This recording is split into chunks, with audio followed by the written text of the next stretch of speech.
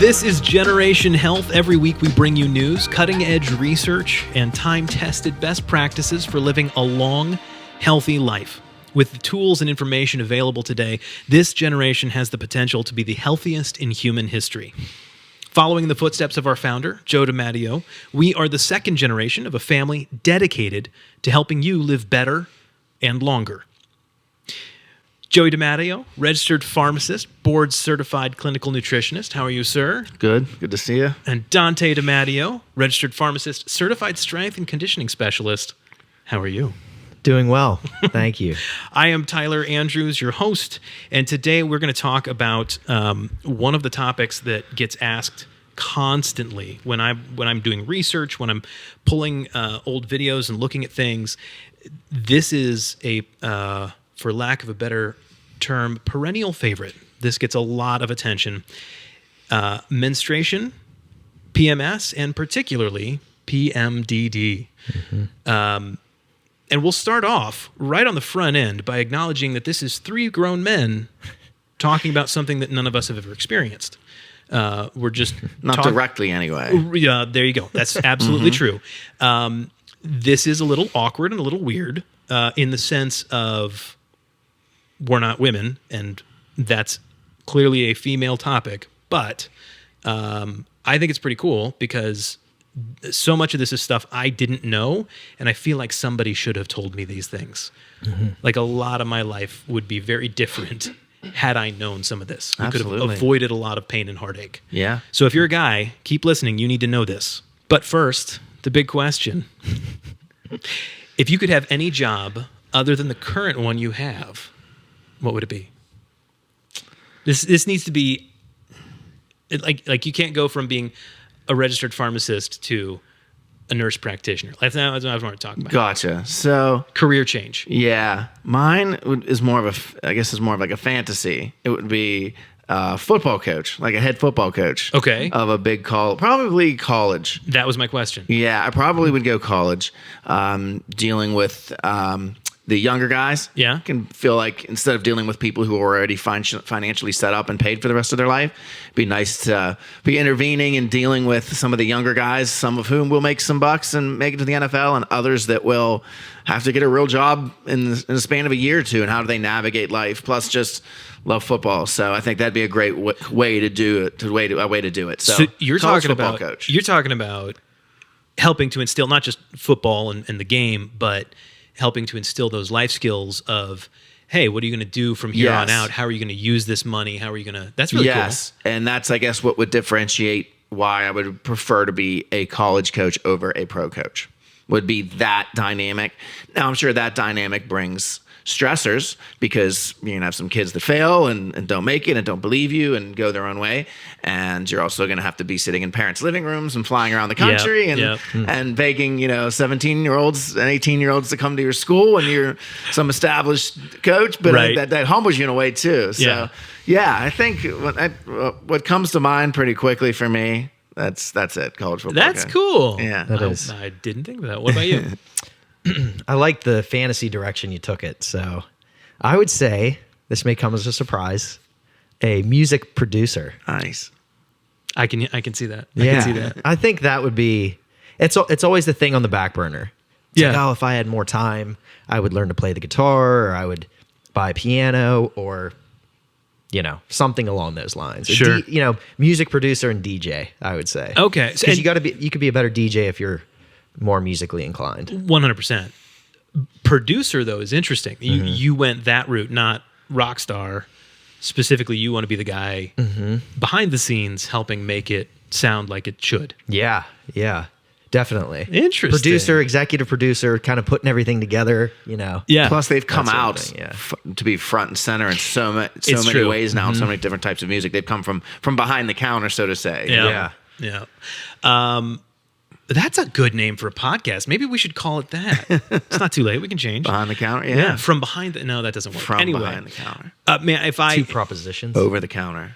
Huh? Or is that two prepositions, or what's the grammatical? I think that is. Never mind. Did you want to be an English teacher too? Yeah, I think so. Yeah. No, I if I had to pick something else, man, this is so hard because I love everything and I want to do all the things.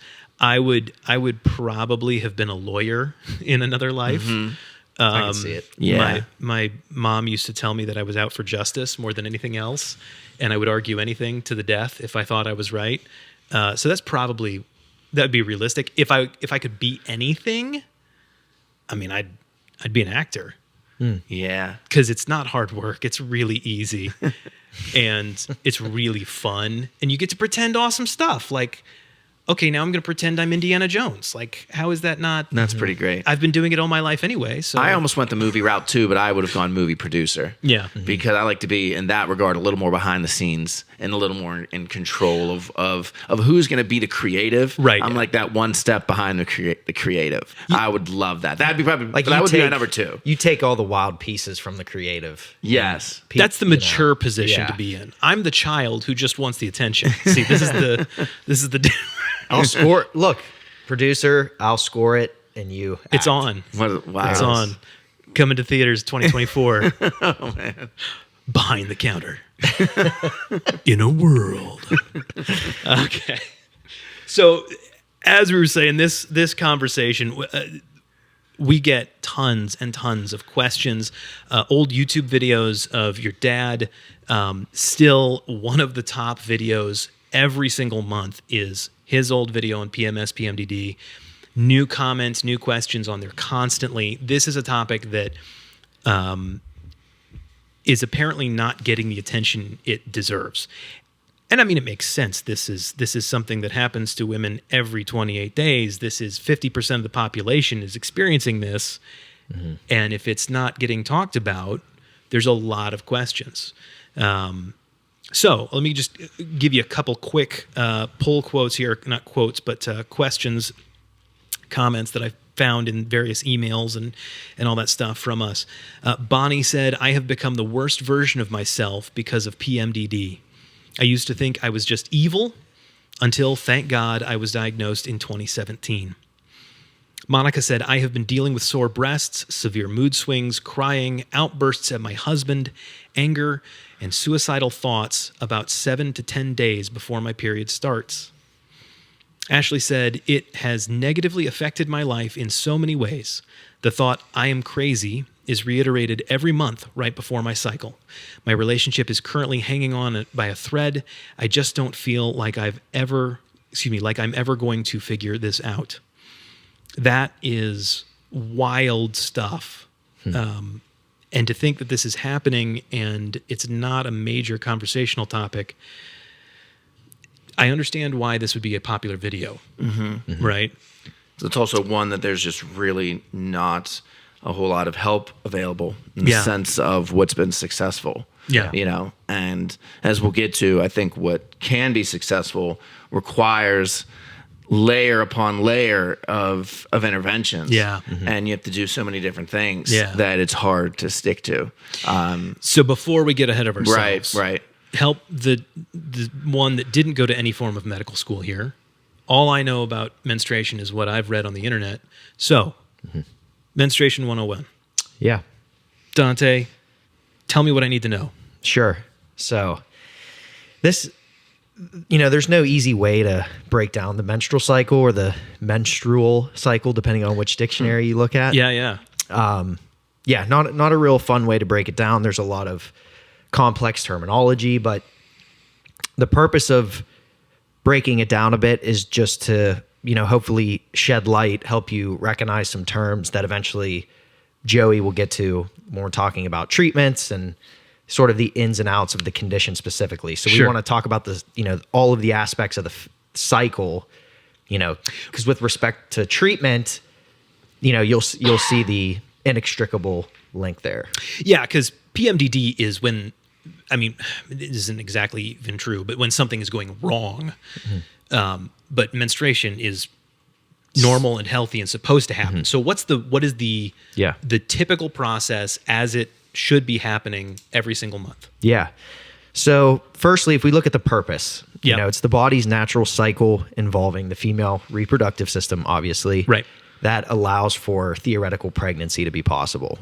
So that's the overarching purpose. Right. It's preparing the body for pregnancy. If there's not pregnancy, the cycle spins on. Right. So looking at the cycle globally, so it is the menstrual cycle, but it's technically broken down into 2 separate cycles. Okay. And those cycles are also inextricably linked. They're happening simultaneously. And, so it's more for the constraints of the conversation that we break them apart. But they're happening in tandem. They feed off one another. There's overlap. So we'll just kind of break down some of those terms. Okay. So ovarian cycle, uterine cycle are the 2 main cycles within the menstrual cycle. Within the ovarian cycle, we have the follicular phase, which is days 1 to 14, theoretically. Okay. And then the luteal phase, which is the second half of those theoretical 28 days. And we'll talk about what a normal cycle is and such in a little bit. So 2 parts, the ovarian cycle, and then we have the uterine cycle, which is talking more about the physical changes. So when you hear uterine, you're thinking about the uterus, the endometrium. And so those are reflective of the period and all of the things that physically are taking place beginning, middle, and end of the cycle. Okay. And so I should mention then what the ovarian cycle sort of encompasses. So that's referring to the hormonal changes and things that are happening with the ovaries and the, ultimately the release of the egg and such. Right. So that's sort of the quick and dirty, the overview. So what's the first, when do we start counting? Day 1 is when the period begins? Exactly. Okay. Yes. So you're saying the first 14 days are you said ovarian cycle, and then the second 14 are the uterine cycle. Yes. And so if we even look at that as, even one more step above, we can just look at those as pre-ovulatory and post-ovulatory. Okay. So, because about 14 days is when ovulation takes place. Yes. Theoretically, like day 14, 15-ish. Got it. So yes. So that's the broad overview. Now, when we look at when a cycle begins, for a woman, cycling begins during puberty. Right. And so this is menarche that you may have seen. That's the technical terminology for the first, for the first instance of bleeding. And then it'll eventually end. The cycle will eventually end at the onset of menopause. And so that's typically, maybe 40s or 50s. And that's categorized by about like 12 months or so without menstruating. Okay. And so we mentioned the 28 days. 28 days is the average length of cycle, but it can range anywhere from 21 to 37 days. It can range from 20 to 35 days, depending on which, kind of resource you're looking at. And I would be remiss not to mention, so that's what's happening with the ovaries. That's what's happening with the uterus. There's a ton of stuff in between there. Sure. But all of this sort of gets kicked off with how it interacts with the brain. So the brain is signaling all of this to go on. And so specifically, we're looking at the hypothalamus and we're looking at the anterior pituitary gland. And so those are kind of sit right beneath the brain. They trigger a bunch of hormones to release. And then next thing you know, you have changes occurring at the level of the female reproductive system. Okay, so you said they're at the base, at the below the brain. So right, the 2 lobes, that kind of part that's down in the bottom. It's somewhere in below there. That's what we're talking about. Okay. Yes. All right. Not that it makes any difference to me. No. But that's interesting. Okay. So hormonally speaking, what is happening? I know that there's estrogen and progesterone and testosterone. I know those peak and drop in pretty significant ways throughout the cycle. Yes. Where are those peaks and what do they signal? Yeah, so that's a good question, and man, we could probably have a 2-hour discussion with how that sort of goes. Surface level, what's happening? Yes. So basically what you have in the follicular phase or the pre-ovulatory phase or days 1 to 14. Yep, got it. And so then those phases will correspond with certain phases of the uterine cycle, and that's the period, which is day 1. Right. And also the proliferative phase. And so proliferative is just saying there's changes happening with the endometrium. Okay. It's proliferating, it's growing, it's changing theoretically to, get ready for facilitate. an embryo implantation, all that kind of stuff. Right. So hormonally, everything is building up in that first phase to ultimately save all of its energy for day 14 or day 15 at ovulation. Got it. So what you'll see is generally at the start of a period, estrogen's pretty low, progesterone is pretty low.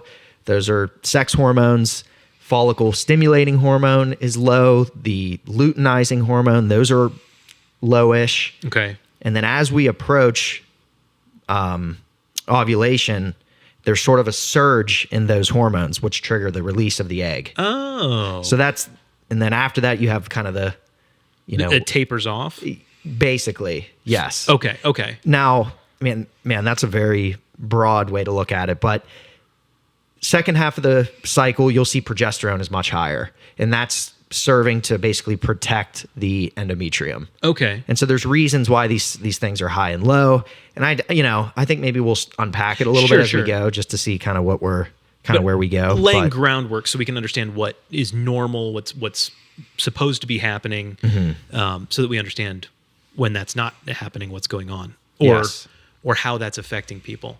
Anyway, okay. So you said the estrogen and progesterone, basically all the hormones, drop at the beginning of the cycle, and then they surge at 14, and then they somewhat taper off until they start over again. So is PMS, which is premenstrual syndrome, that's is that a result, that feeling, those issues that women have in that, is that because of the hormonal drops? Is that what's going on? So, and I'll let Joey jump in, but I guess to kind of wrap it all up. The thing with PMS and PMDD is just a more serious version of PMS. Okay. And so what happens is you have this normal ebb and flow of hormones. And so if somebody has clinically diagnosed PMDD, let's say, there's not an imbalance and there's not an abnormality with those hormones. There's just an abnormality in the response to those normal levels of hormone. Okay. So that's why we mentioned the brain, kind of straight off the top. The biggest thing is just that there's an improper response. There's a hypersensitivity to these sex hormones. And so when we talk about some of the treatments, and Joey will unpack that much further, but that's the kind of the global view. It's like, it's not some hormonal imbalance. You don't have too high of progesterone. You don't have too low of estrogen per se. Your levels are basically right where somebody who doesn't have PMDD is, but there's just something for whatever reason, yes. You are hyper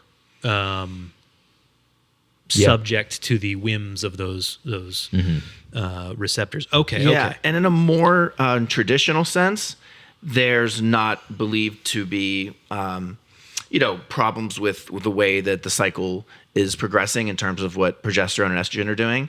When you do start getting into more alternative based, which, functional medicine, some of what we do, our nurse practitioner, et cetera, there does begin to be a little more belief that particularly progesterone can be deficient in certain women.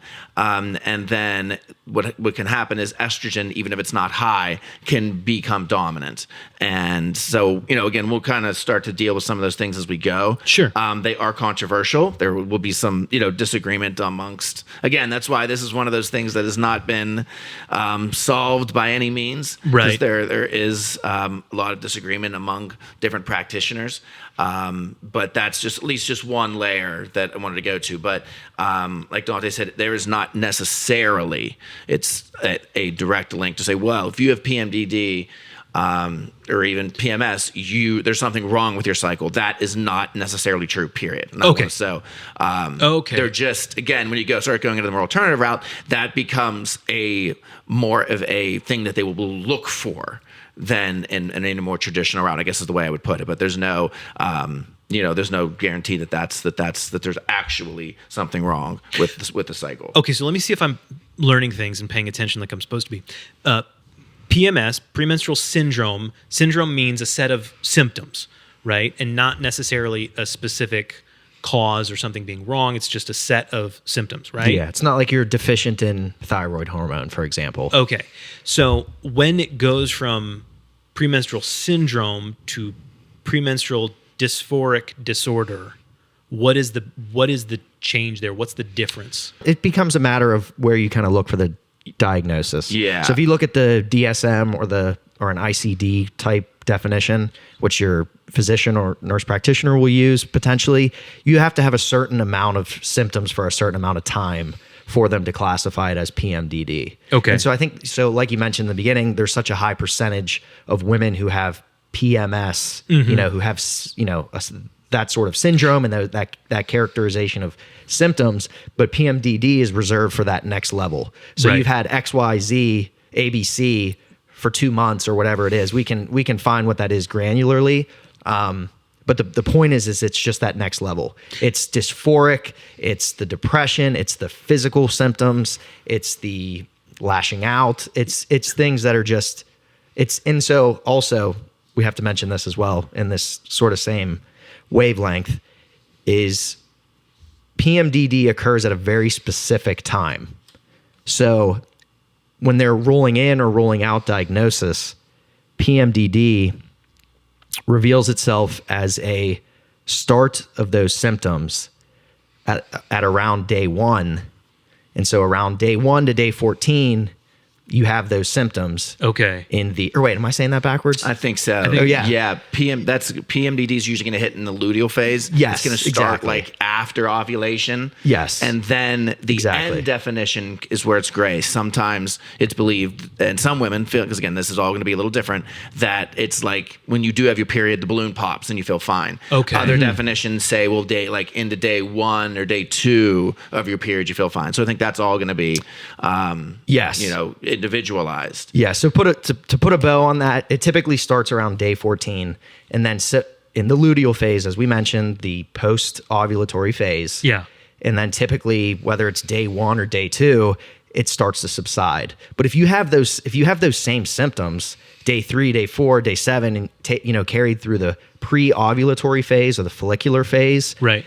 it's clearly something else that's happening. Okay, because you're talking about, because the We have to have constraints the somewhere. dysphoria here is the big thing. It's the emotional depression, anxiety, lashing out, Cravings. Yeah, those. Yeah, you have to get diagnosed with PMDD.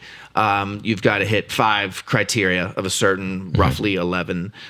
They keep saying 11, but then the lists I find have like 9. But either way, you have to hit 5 Okay. of these symptoms, and at least one has to be mood related. Okay. That's the first D in PMDD. Right. So, and really, what's something I found was interesting is the way one practitioner was summing it up is that the core symptom is irritability. That if there was one core symptom around which PMDD symptoms would be noticed, it's irritability. And then from there can come all these other more intense manifestations of that disturb your ability to function at school, work, other situations. And that's where I got kind of stuck on the disorders, because this also where it comes in is whenever you're having outward ish, like if you have like an alcohol or drug use disorder, you have problems that are outside of the own way you feel, in the sense of it's affecting your relationships, it's affecting your work, you are actively fighting with people, you are lashing out at people, those kind of things. Yeah, that's what the comments on that video were talking about. That they, severe mood swings, crying, outbursts at my husband, anger, and suicidal thoughts. Am I crazy? I mean, this is awful. Yeah. My dad used to call it PMS on steroids. Yeah. So if you look, there's different, again, when you start looking up, numbers or percentages of women with really of any disease, you're going to find some variation. So mild PMS, 75 to 90% of women. Which makes sense. So when your hormones normal. are fluctuating that much, it will affect your mood. Yes, PMDD, from what I found, was 5 to 8% of women overall. What I find interesting, and sometimes where, again, I keep using the word alternative, but where sometimes a little bit of a different approach can come in, is that I saw one source describe it as there's a 19% of women who are sub-threshold. So they're within the 75 to 90 for mild PMS, somewhere in there. they're not qualified PMDD, but they're in this subthreshold. So it didn't elaborate, but what that means to me is maybe they had the core symptom. They've had irritability, and they had one of the mood related symptoms, but they sleep pretty well somehow, and they do concentrate pretty well at work. So they didn't hit 5. Right. They didn't so tick the all the doctor's going to boxes. say, no. Yeah. But as a woman, you're going to say, wow, I'm dealing with something really serious here. Yeah. I'm still lashing out. I'm still having all these things. But I'm definitely not mild PMS, but I answered honestly, and I didn't check all 5. Didn't make the cutoff for PMDD, but you Yes. still experience. Okay. And believe me, I understand why those criteria have to be met. Right. It reminds me a lot of thyroid, where there's a range, and you're on the low end of the range, and you're feeling a certain way. Versus maybe if you're on the higher end of the range, how could you feel? There's when that's not just something that you shoot for. Right.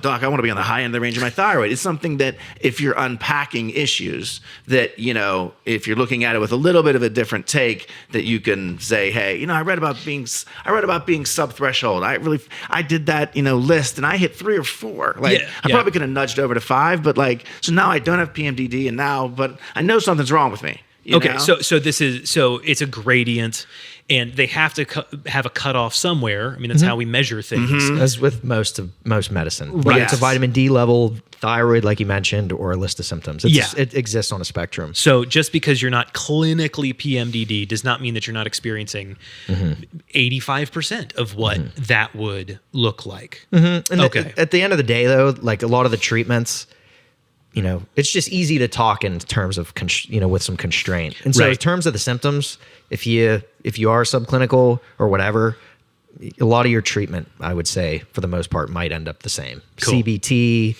SSRIs, oral contraceptives, whatever, all the kind of stuff we'll talk about. So it's not that they will exclude you from treatment altogether. Yeah. Do we know what causes this? Is this a hereditary thing? Is this... I looked into some of... I could not find that there is an exact cause for it. Okay. And like Dante mentioned earlier, there was some just sensitivity to the ups and downs of hormones. And there were... one other practitioner I listened to got a little more theoretical in terms of maybe why some of these things occur. He didn't even necessarily believe them, but it just gets your mind maybe thinking down a certain track. Right. So he brought up something like, the typical age of onset of PMDD is 25 to 35.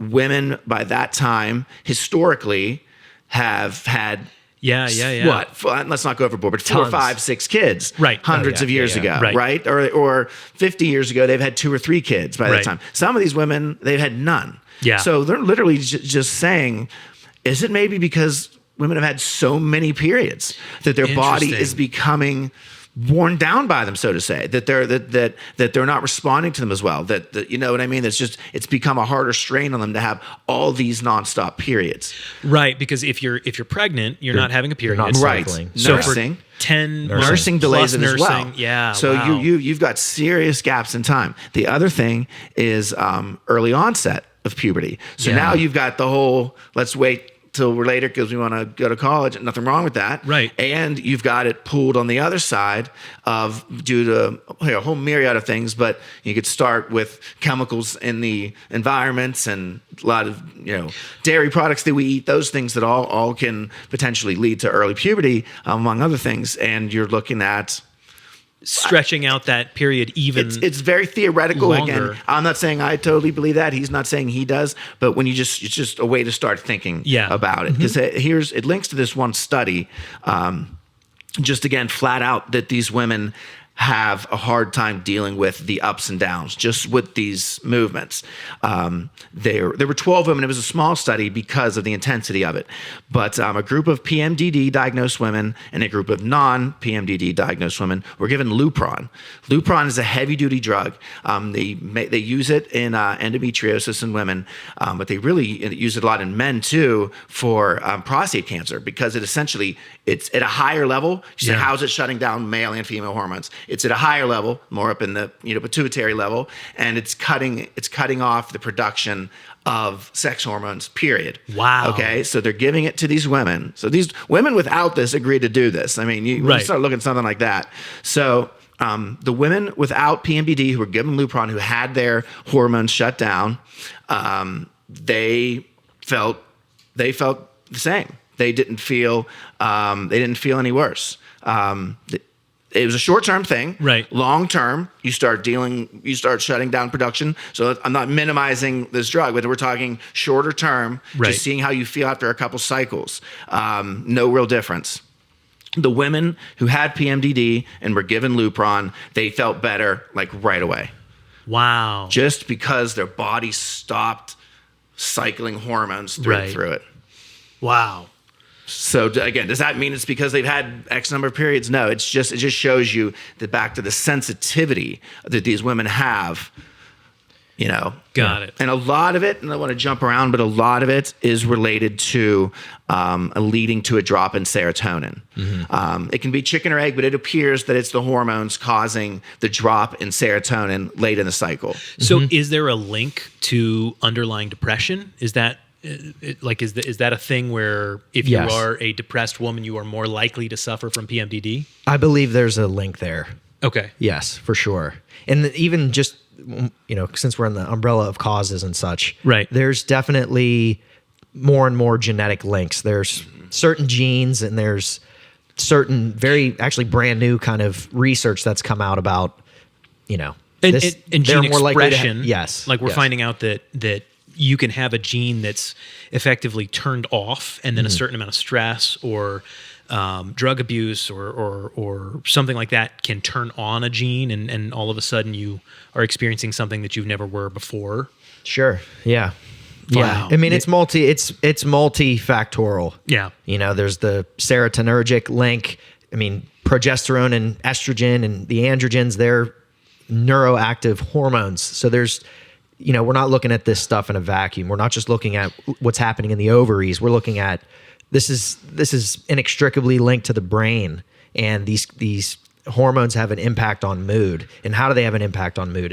It's through their regulation of certain neurotransmitters even. So that's a very rudimentary way to say it, but it's just a lot of it is still being fleshed out. So taking it out of the clinical for a minute and getting more impressionistic isn't the word I want, but practical and realistic about how this affects people.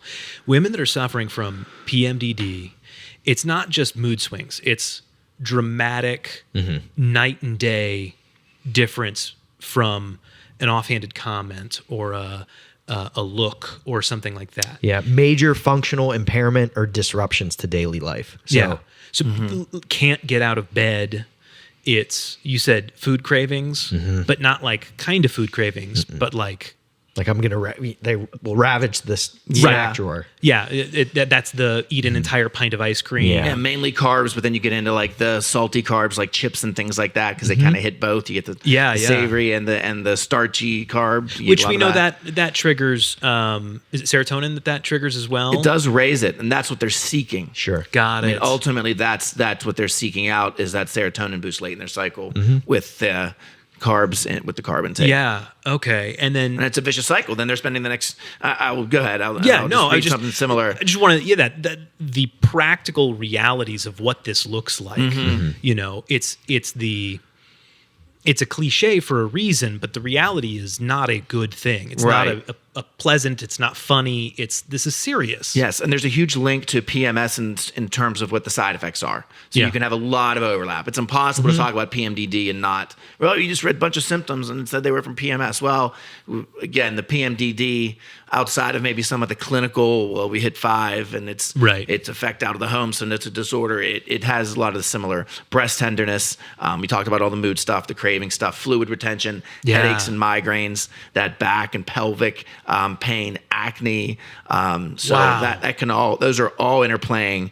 And if you're getting several of these things at the same time, that'll shut down your life. Yes, and you're not. Yeah, I guess I'm trying to say you're not remiss from the PMS symptoms because you have PMDD. It's not like, I have PMDD, so I'm just craving and out of my mind the last few days of the cycle. I've still got all this PMS stuff going on. Wow, man, oh man! Like this one, I thought this was one good quote. It was in an article I was reading. And it said, the best way to describe it is that once a month, I pressed my own self-destruct button and literally let my, quote, normally very happy and satisfying life implode around me. Then when the dark thoughts lifted and cleared, I spent the next 2 weeks trying to pick up the pieces. And I thought what was real, the dark thoughts is something that's, it starts delving that depth where it goes. There's, if you're reading PMDD articles, and there's suicide prevention hotline numbers on the bottom of some of them and stuff like that. I mean, that makes it dysphoria, the equal opposite being euphoria. Like, we know what it feels like to feel euphoric. I don't know that I've ever felt dysphoric like that. And that just sounds awful. Man, I regret every joke I have ever made at this particular moment. Okay. So let's get back on track. Sorry, I pulled us off here. No, I think it was good. I think it just really helped us unpack it a little more. And how does this change over time? Is this, you were talking about 25 and 30. Is that about when it typically shows up? Onset, and it typically begins to get worse. Okay. It typically is, without interventions. Without interventions, it's going to last as long as you cycle. Yeah. Until menopause. Stop at menopause. Okay. So this is a woman who has cycled and maybe has had some PMS symptoms, but it gets progressively worse until it reaches that threshold of PMDD, and then it's there. Okay. Oof. So we've got an idea of the problem. How do we solve this? Is there a solution? Yeah, there's just a kind of a laundry list of approaches and managing different symptoms and root cause kind of stuff. But until we figure out what the genes are or those sorts of things, you're remiss to think that there's a silver bullet with this. And so, like Joey said, there's a scaffolding of interventions that need made ultimately to kind of hammer this thing at all points. So it's not a solution, it's trade-offs. It's trade-offs. It's a holistic approach. Holistic in that there's treating symptoms, not one thing, and things like that. It's not like we can just fix it. I found a number here. Just sorry to back up, but 30 to 80%. They did a study. It's heritability range. PMDD is 30 to 80%. Heritability meaning it doesn't quite mean, it's a little bit of semantics. It doesn't quite mean that if your mom has it, that you're 30 to 80% likely to get it. It means that if you have it, 30 to 80% of what you're experiencing came from genes. Okay. Does that make sense? Interesting, It sounds a little bit more of semantics. It's kind of a statistical term, but you have to look at it from that way. It doesn't really tell. So there's some chance you'll pass it on, but it doesn't mean it's 30 to 80%. It just means if you have it, that's 38%. Because it could be, because there's such a serotonin link, you could have, your mom could have it or maybe not, but she's got a lot of PMS. She had real bad PMS. Maybe she's subthreshold or straight PMS. And then your dad is prone to depression and he deals with low serotonin. You're getting these genetic traits. Yeah. And now look, you've got both of those. Yeah. And there's a lot to unpack there, and it can be very complicated in terms of what they are, but theoretically it could be a combination and a contribution from both even, Got it. Okay. All right. So let's help folks that are dealing with this. How do we mitigate this? How do we modify our lifestyle? What do we do? Joey, save me. Yeah. Or Dante, somebody. Either way. What I was going to add to is that, which will segue us into some of these treatments, is that once this is suspected, or even if you suspect it on your own, there's symptom diaries, there's apps, there's things that you can start to log when your symptoms are occurring or when they're worse, when they get better. And again, this just helps to paint a picture of like, maybe it's a cyclical, seasonal type depression. Maybe you have major depression or whatever it is. Right. This can help to parse things out because again, even if it's a little gray on both ends, right. This is there's a window where these symptoms have to be worse than normal. Seeing that can help, just help you as far as the funnel because process. If you have major depression and you are trying to treat PMDD, you're not going to solve the problem. Maybe you're missing, you might be, and you'll see a lot of the treatments overlap, but yes, you could be missing some things in doing that. Definitely. Okay. And so, as far as how we sort of treat this, there's do you want me to go into some of the medications, or I can do some lifestyle stuff, or All of the above. yeah? Because all of this gets used. Yeah. So what are all of the options? What are we talking about? Yeah. I'll start here with some of the medication treatments, and I'll let Joey jump in. Do it. And I think this might be a good starting point because, again, it takes us back to specific times in the cycle. So first line treatment, if you have PMDD, is often SSRIs. So the antidepressants such as Zoloft, Paxil, Prozac, things that you're probably familiar with, things that we've talked about. They often will recommend using this in one of two ways. Either continuously, you take it daily, it's just part of your normal routine, or they do have intermittent dosing.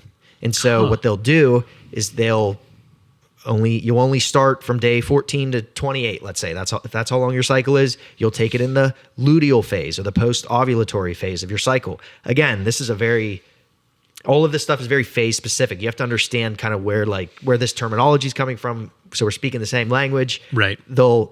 Oftentimes, if somebody is maybe a bit more apprehensive to start an antidepressant, we'll say, hey, just take it at onset of symptoms. Stop when the symptoms resolve. And you might have heard, well, I was told that I have to take my antidepressants every day. I thought I might have withdrawal. Yeah. And this sort of thing just further shows how complicated PMS PMDD really is because it works. It works almost instantaneously for a lot of these women. Any other condition that's used like this? No. I don't know of a single one. I thought I was just kind of reading old news. Same. And hearing that. And so I don't know. Is there a placebo link?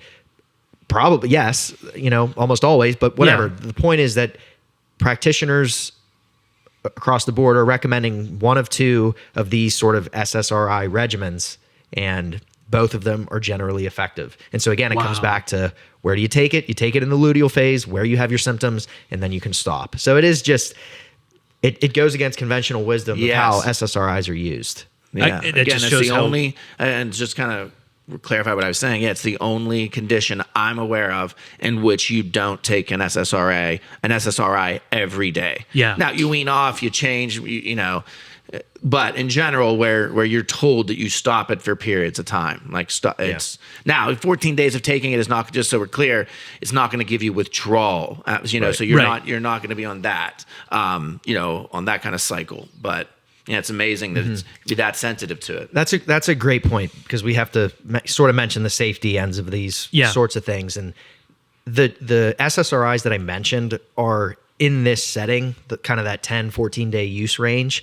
They're almost always less likely to lead to those withdrawal symptoms. So they have used SNRIs, which are cousins of the SSRIs, and they do see a little bit more of a withdrawal-like syndrome even after the short use. So it's possible, it's plausible. It rarely happens with the agents that we mentioned, but something to kind of just be mindful of. So. That is fascinating though. And I guess it kind of shows how little we still understand about so much of this stuff. Yeah. That it works and we go, why does this work this way? This shouldn't work this way, but it does. That's fascinating. Okay. So those are the pharmacological interventions. Are there any others? Yeah, I'll just quickly touch on some of the birth control aspects here, and just one other thing. But again, I don't want to dwell on that. But just so it's out there, because there are a few interesting caveats to the way that you would do it. But as far as the SSRIs, just to wrap those up, a little pointer that I thought was very interesting. Women with PMDD just tend to be more sensitive. We know they're more sensitive to hormones. They're more sensitive to medications in general as well. So lower and mid doses do seem to be effective. So I found that interesting. That is relating interesting. to the SSRIs. Yeah. Dante already mentioned the last half a cycle. That's just so unique and pretty amazing that it's able to work in that way. The only thing that I know of. Yeah. So there is a very specific synthetic progestin that has gotten approved for PMDD.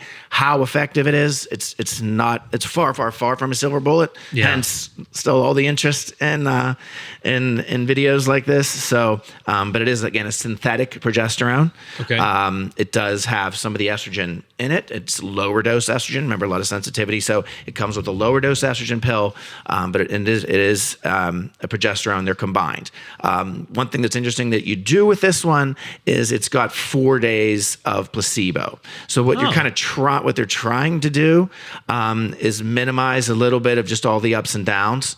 So just keeping the period shorter, they found can do that. Keep it down to 4 days. They've even found that even within this one, or sometimes with other birth control pills, to take it around the clock. Not around the clock, but to take it around the calendar. Skip the placebo. To skip the placebo days. So the FDA official approach is push it down to 4 days. That's how it's packaged. But there is, again, another school of thought just to keep away from the period, and just to keep the hormone steady. And essentially what you're doing is you say, well, they're sensitive to hormone. Why? What's the difference?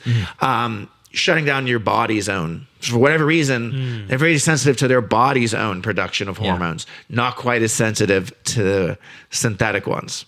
Interesting. That's a huge point. I was actually going to ask you to go into that a little bit, because I think just beyond birth control, it helps to better understand like what's happening with the cycle, and how important it is that this thing starts from the brain, the gonadotropin releasing hormone and the luteinizing hormone and the follicle stimulating hormone, all that kind of stuff.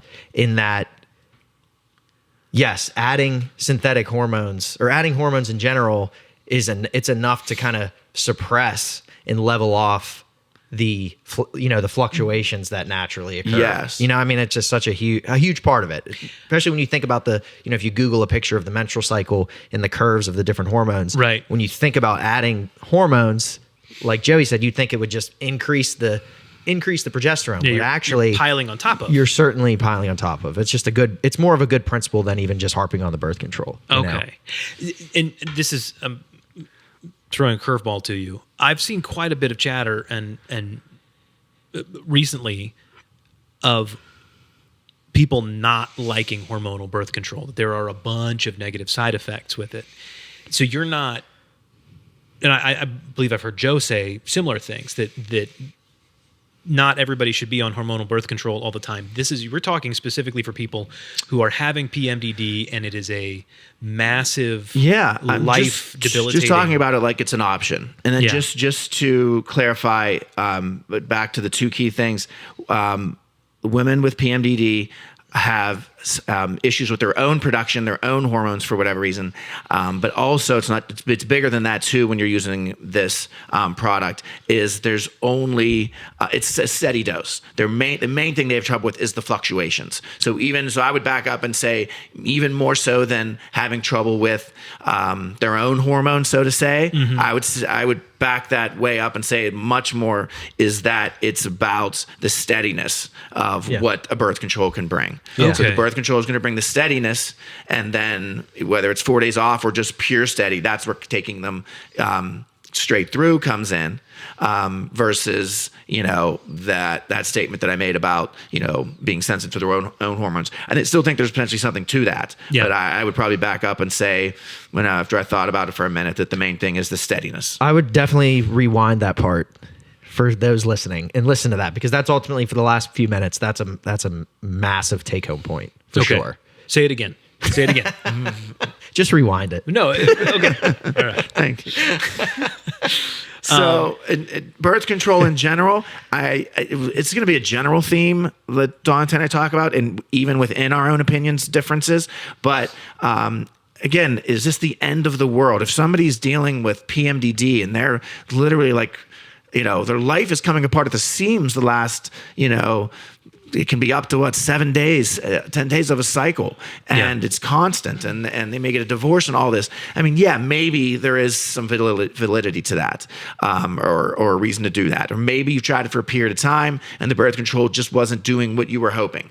Or maybe you're just opposed to it. There's nothing wrong with that either. You're just flat out, hey, I want to get to the root of this. It's my body. I want to naturally figure out what's going on here. I wasn't like this in my 20s. What happened? Yeah. So there are plenty of reasons why you would or wouldn't want to do it. I'm not going to sit here and tell you that if you do the birth control, that X, Y, Z is definitely going to happen to you, that you're going to have these hideous side effects and that it's the worst thing in the world. But at the same time, you can listen to a lot of, traditional practitioners. You can talk to your own doctor. They're going to give you the birth control advice. So if you're here, you probably would like to know maybe that there's other ways. Right. And so while I want to be honest and genuine about that being an option for you, there is risk, relative risk longer term, especially if blood clots with this product itself. It's not a real high risk in general, but it's high relative to if you weren't taking it. So those are two different things. Yep. Again, that's a very personal choice. Don't leave in the comments that I'm all for birth control, please, because I'm not saying that I am. But also don't leave that I'm saying that if you did it, that you're totally doing the wrong thing and that you've got to do something else. Because I'm really here, just feel like I'm trying to present options as best as we can. It is a trade-off. Mm-hmm. It's a trade-off. You're dealing with something that is feeling insurmountable. Yes. And we're going, here's the set of tools that are available. One of these may work, one of them may not. Mm-hmm. All of them are going to come with trade-offs of some sort, whether it's excessive time spent exercising, or it's money spent on supplements, or it's issues from hormonal birth control. Like, there are trade-offs, but are the trade-offs better than the PMDD that you're dealing with right now? Mm-hmm. Whether it was depression, we talked about depression and SSRIs, whatever it is, there's always going to be that scale. Yeah. And I think if you live in a world where the drug is always, always bad, that you may be doing yourself a disservice in certain areas, or doing a family member that you're advising disservice in some areas. Yeah. And just like the other way, if you believe that anything that your PCP doesn't tell you is wrong, if everything he says is right and there's nothing else out there, then I think you're probably missing some things too, especially if you're not getting results from what you want. So it's about that scale to me. Always, that's going to permeate a whole lot of this podcast, across time. One of the biggest, just kind of holistic ways to look at this top-down approach are all the basic lifestyle interventions that we've mentioned, for whether it's PCOS, type 2 diabetes, coronary artery disease, whatever it is, you name it. It's the same sort of recommendations. And so the main thing is to just try to continue to encourage women experiencing these symptoms to exercise, stay on a regular regimen, so that when you know that day 15 rolls around, you're going to feel a little crappy. You've been doing it days 1 through 14, and all you got to do is just show up. Yeah. And that's not easy. Yeah. And that's where a lot of the sort of the empathetic part of this comes in. It's not like, well, you're not feeling better because you're not waking up and going to the gym anymore, and you're not doing this, and you're not cooking your food.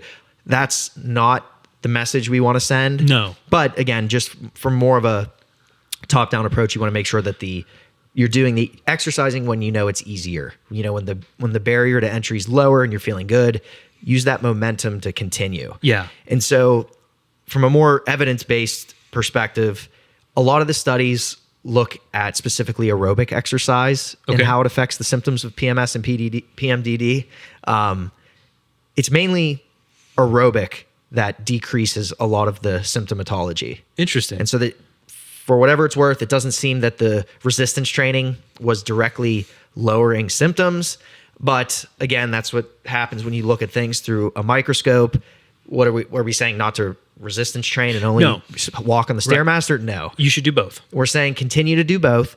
But as far as reducing symptoms go, we know for sure that getting your heart rate up a little bit, aerobic exercise is key. There's no fancy guideline. They don't say to not exercise as hard when you're not feeling as well. There's no sort of caveats here. Just do the thing and try to accomplish the same 150 to 300 minutes per week of aerobic exercise. There's no changes in in what we're recommending. But it certainly is harder to hit those numbers, especially if you have such a cyclical set of symptoms. And you said 150 to 300 minutes, 30 minutes to an hour, 5 times a week. Mm-hmm. Something like that, whichever works for you, or front load it. If you know that these days are coming up and it's a little tougher, those days you have 15 minutes, 20 minutes. And on the days you're feeling good, it's 55. Doing something. Do something. Yeah. Okay. All right. But keep lifting. Yeah. Always. Keep lifting. Always. dealing with food cravings and diet, how do we deal with that in the midst of all of this? Because eating properly does keep things balanced, helps hormones and everything else to stay regulated. Yeah. But when you need something, how do we deal with that? Along with the exercise part of it, this is another thing that feels easier said than done. Yeah. It's easy to tell somebody to keep exercising. It's easy to tell somebody to just show up. Yeah. It's easy to tell somebody to eat more complex carbs instead of the simple carbs that you will continue to crave. It's really easy for us to stand on our pedestal and, recommend those things. Who are never going to experience this. The only thing that you can do beyond changing the entire global food environment, which is full of the hyper palatable foods and the stuff that's really good and the stuff you want to binge on. Yeah. So beyond changing that, which I don't think any of us have any ability to do that. No. It's just to change your immediate environment if you can. So what you decide to stock your fridge with, your cabinet with. Yeah. I mean, if they're not there, it's harder to get them. That doesn't mean you can't hop in your car and go to Dairy Queen or whatever. Right. But just try to be mindful about what your work environment looks like, your kitchen, the stuff around you. So that it takes a little extra effort to get there. So just very elementary steps, but still, albeit very challenging. And this is all just to try and help alleviate some of those symptoms, some of the negative backlash that will inevitably result from binging on too many carbs, and then you feel extra bad a little bit later on. Yeah, and so not to cut you off, but the other side of that is that we know for certain that willpower eventually will fail, especially when you get into some of these darker days of your symptoms and such. It's bound to fail. Yeah. So again, what's around you is ultimately critical to have control at least over that part of it. Yep. And so don't rely on the motivation, the determination, the toughness, the grit, all important characteristics. But if they could grit through this, we wouldn't be having this conversation. Right. So in addition to some of those things, I would say definitely have more complex carbs on hand. This is, things like potatoes and brown rice and whole grains and things that just look like complex carbs. They're not refined sugars and white bread and, sugar sweetened beverages and ice cream, those sorts of things. So trying to make sure that if you have 3 meals a day, there's a little bit of those in each meal. That can certainly help satiate you for the later cravings that are bound to occur. Another similar recommendation to the other things that we've talked about, fiber intake.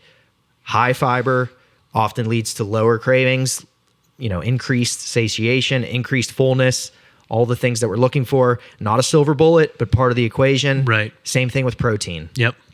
Man, you got to be eating enough protein. You have to be eating enough fiber. It's critical. And you hope that a culmination of those things from a dietary perspective can help you in those darker days. Okay. All right. So we want to look at the natural options. What have we got? What's the protocol for helping this out? Yeah. So I have 6 written down with kind of like a 7th footnote. Number 1, bees. Some of the stuff is chicken and egg. Is diet poor. And that's why they're not getting much bees. They just have a higher demand. Bees are involved in processing hormones. We'll get to that. There's a big issue with metabolizing and eliminating hormones. And bees are involved in making neurotransmitters. Right. B6, namely, is involved in making serotonin. So when you look at that, a very simple supplement that makes a lot of sense. B vitamins, and you want to make sure a quality B vitamin. You want to make sure you have the right forms. A lot of forms out there you're just not going to absorb super well. You want absorbable forms of these. Daily Essentials is one of our products, so you can do the bees alone, or you could do Daily Essentials. Our Daily Essentials is essentially a super multivitamin that doesn't have enough of everything, but that has enough of bees. Okay, and it's got traces of everything else, but it's got enough of bees. Yep. So the Daily Essentials could substitute in for your B vitamin. That's critical. Number one. And I kind of have the supplements in part 1 because it's not a whole long list of them. Yep. Magnesium, higher doses of magnesium, again, back into doses that you, back into forms that you can absorb. Glycinates. There's going to be forms that we have there's other forms that we don't have in ours that are good, and vice versa. There's a whole lot out there, but you want to make sure you're taking the amino acid chelates, the active magnesiums, not the citrates, not the oxides. They're just not going to be absorbed as well. Okay. So you want to go higher on those. On our product, you want to do at least 1 twice a day, more likely 2 twice a day. Okay. All right. Again, magnesium always comes back to that. If your diet's not real good, you're not getting magnesium in your diet, and further, you're getting a diet, no matter, even if it's good, that is grown in soil that's been really depleted by magnesium, and largely so much of our food is in one way or another processed that involves more salts, which is, cutting down on the amount of magnesium that can be in there. So it's really, our food is deficient in magnesium itself, I guess is what I'm trying to say. Yeah. So magnesium is critical there. Last thing on the pure supplement end, or nutrient end, we'll call it, is zinc. There are sometimes, and this one isn't necessary, it's lower on the totem pole, but sometimes there's a elevated prolactin link in PMDD, and zinc can inhibit secretion. Okay. But in general, it balances hormones, so it's not a bad thing to put on board. But if there's a prolactin link, that's directly going to help. So we're saying B6, magnesium, and potentially zinc. Yeah. And then the B6, you probably just want to do a complex, do the whole family. And you can do the complex, or you can do it within the daily essentials. I still think relative to diet and just overall concerns that the daily essentials may be the way to go. Right. So number 2 is a little more on the controversial end. I have progesterone. Bioidentical, mild, natural progesterone. You can get your levels tested locally here with alternative practitioners, or even certain more and more medical providers in your area. You can use over-the-counter. We have over-the-counter low-dose progesterone that you can just buy on our website. Something that you use in lower doses, follow the instructions. But getting a level is certainly much more safe. Yep. Okay. And you would do this only in the latter part of the cycle. Theory is that there are in some cases, some deficiencies in progesterone late in that cycle where the estrogen is not necessarily high, but the progesterone is low. And when that ratio is off, you can experience a little bit of estrogen dominance. And the progesterone is a very mild, safe way to at least explore that to see if that's an issue. Okay. All right. So it just depends how serious you want to get with that one. Again, whether you want to do levels testing, which is always what we recommend, and then compounding, or just do like an over-the-counter one. 3, I had exercise. Dante obviously hit those. Improves the detoxification, which is critical with we're trying to get these hormones processed in women. Decreases cravings, increases neurotransmitter production, endorphin production. So all the reasons, plus what Dante named. Yeah. Now into more of like an herbal type supplements. I3C Complete is the name of our product, but really it's indole 3-carbinol, calcium D-glutarate. I like our name better. Yeah. I3C cut it down a little Complete. bit. So what this is doing is, and I'll go into maybe a tiny more detail here.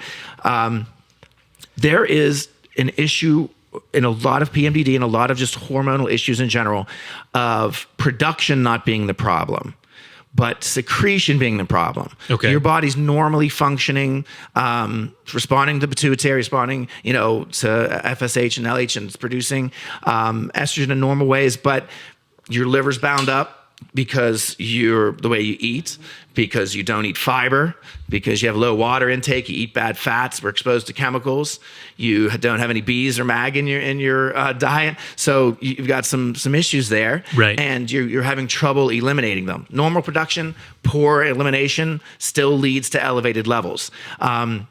Could also happen, another thing that's very common, and why probiotic will be the next supplement recommendation, is that in our guts, we all have beta-glucuronidase. That's in all of our guts. But some people have it in much higher levels than others. Okay. If you have a history of antibiotic use, I'm not talking once in a while when you were sick as a kid. I'm talking you had acne, you use it for a while, or you use it for every little cold. You're on it once or twice a year. General, you just have dysbiosis for whatever reason: stress, poor diet, high sugar intake, high inflammatory foods. You're going to have higher levels of beta-glucuronidase. When that occurs, essentially what beta-glucuronidase does, demethylates the metabolites that your liver worked so hard to create, and activates them by demethylating them, it reactivates them. Now they're estrogen again. Now they've just been recycled. Okay. So probiotics are critical to that area of beta glucuronidase. So that's because there's so many, like, you know, sitting here thinking, we're talking about PMDD, he's going to recommend a probiotic. Like, what in the world?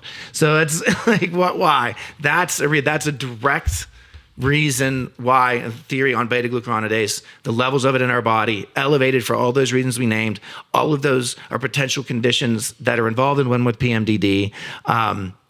And knowing how it works and what beta glucuronidase does to estrogen, you've got to at least begin to get rid of the dysbiosis and balance out those hormones, while the I3C is also helping you to process and eliminate them. Then number 6, diet.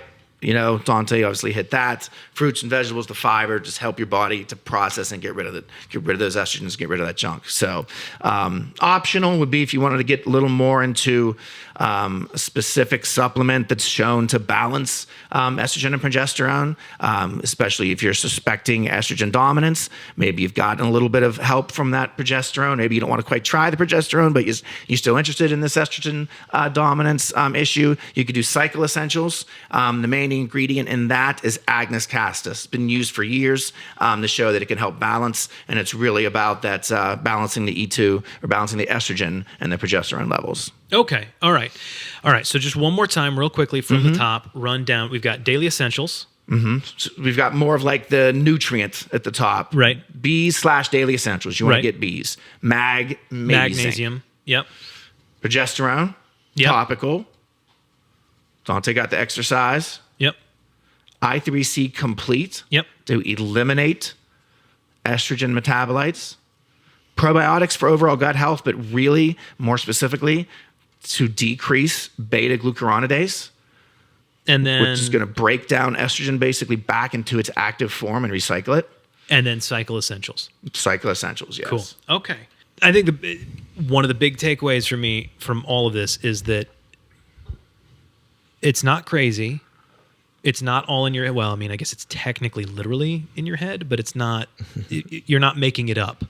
This isn't, I had one person tell me years ago when I was an impressionable teenager, it's all in their head. None of it's real. It's just an excuse for them to be mean. And I've never forgotten that, because it just didn't resonate with my experience of these people, these women, throughout the rest of the month. Yeah. Why would they suddenly decide to be crazy just as an excuse? I That know. doesn't And make sense. I've dealt with it too. And you just look at, I don't know. It's hard to be a 9, 10, 12-year-old and like say, Mom, why would you talk to me like that? What day are you on? Like, you know, Yeah. How do you, like, there's practical advice there that I, would want to tell my kid, or wish somebody told me at times, or whatever the case may be. But so it can be hard to unpack, but as you get older, it can at least help you to, if you do understand it, to tell your son when he's 8 or 9, like, hey, there's just some things that women go through. Yeah. Just period of time. It's really just about Mom doing this or that. It's really about your sister. This is what happens sometimes, with hormonal things that, it's a way of explaining it in layman's terms for them, but you can't do that unless, we understand what's going on. But yeah, it does help me to put different perspective on some of the interactions that I've had and do have, and I have a little daughter that someday will have, I guess. Yeah, me too. Put some perspective on it. It's not crazy. Right. This is real. And having that empathy really changes the way I see things. So I am incredibly grateful for this conversation, as awkward as it may be for 3 grown men to be talking about menstruation. It's been very, very helpful for me. I hope the women who maybe didn't know enough or weren't certain can have some grace and empathy for themselves, but also take care of yourself. Treat yourself like you're someone you're responsible for caring for, right? So if you're responsible for caring for a child, you're going to do what's best for them, even if they don't really want them to. They don't want to do the thing, right? You give your kid the medicine, even if it tastes bad, right? I hope women can, when they see that something is wrong, take the actions, take the steps to try and help yourself, so that you're not experiencing these symptoms, because this is awful. Nobody should feel this way, especially not predictably every single month. Yeah. Like, what a horrible, horrible situation. Yeah. And back to the supplements, I just think just one thing I do want to mention. Yeah. Well, what we see so much and what we hear so much is, oh yeah, I tried B6. You know what? Oh yeah, I did probiotics. I've been on those. See, your program is. I'm not. There's no guarantees that this like protocol would work for you anyway. Right. And they involve lifestyle interventions. So right there, you're going to have a barrier. But when when you understand it better and the whole cascade of things and why, because one of these may not be your problem at all. Beta glucuronidase may not be your issue in the gut at all, and all you tried was the probiotics, and now you're kind of throwing out supplement intervention as an option for you, and thinking that the only thing you have is birth control. Nothing wrong with that, but if you do it, if you understand it more and you do it more in a package deal with all these things, because you understand what the condition that you have is, and where it comes from and what it causes and why you want to eat those carbs late in the cycle, I think it can be a benefit to look at it that way. Yeah, having that bigger picture, makes sense. Man, this is heavy. This is a lot. This is good. I'm really glad we got this done. Can update the information for folks that have been looking for it. This is good stuff. Everything you talked about, all the products that you mentioned, they are available on our website, which is www.askjoedimatteo. That's AskJoedimatteo.com. On that site, you can also find our mailing list where you can be up to date on what is going on and when things go on sale. You can find past episodes of this show on the website. You can find classic episodes of the Ask Joe DiMatteo show, your dad's show on there. If you have a question, whether it's about PMS, PMDD, hormones, beta glucanase, or anything else, we would love to hear about it. Email us questions at AskJoeDiMatteo.com, questions at AskJoeDiMatteo.com. Show notes, any articles we reference, anything like that will be available on our site. And if you're listening, you are missing half the fun of watching three grown men talk about menstruation as they get awkward. Every episode is available as video too. Just go to YouTube or Rumble and look for Generation Health. Thanks go out to Josiah Schweinberg, who is making us look good back there. Michael Deppish, our editor. Joyce Gibb, the nurse practitioner who does private consultations for us. Diane Silverman, manager of products. Terry, who does scheduling. Cecilia, who does distribution. Joey, Dante, I'm Tyler Andrews, and that is it for us this week. But now it is your turn. What are you going to do with what you've learned? Are you going to just listen, or are you going to take action and become a part of this generation? Generation Health.